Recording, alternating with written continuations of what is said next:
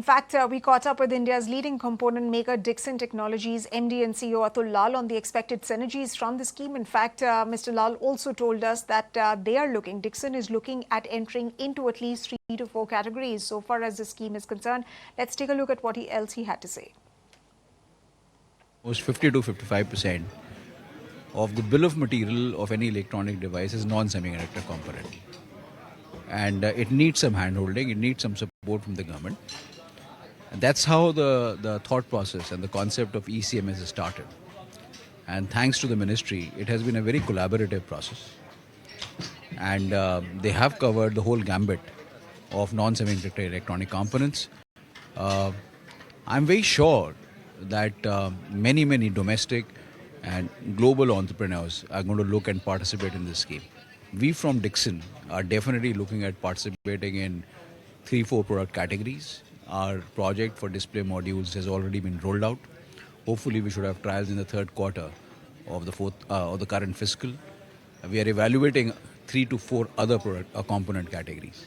So for us, it's very important as far as Dixon's strategy is concerned. Sir, I think one of the government officials was also mentioning the fact that this is coming in at the right time, at an opportune time, given the geopolitical developments that we're seeing. Do you want to throw a bit more light on that, given the fact that you are from the industry, and of course, you just mentioned that there is a lot of global interest as far as investing into India is concerned?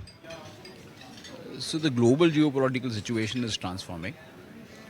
And we feel that as far as electronics is concerned, it's going to be favorable to India. And this particular ECSMS schemes definitely helps in building that direction. So one has to wait and watch. But deep inside me, I have this sense that it's positive for India. And ECMS is definitely an extremely important building block in deepening and strengthening India's competitiveness in overall electronics domain. What is the kind of capacity expansion with respect to the scheme that you're looking at, especially for your company, which is, been a leader, especially as far as the electronics segment is concerned? So across various product categories, we have a large market share.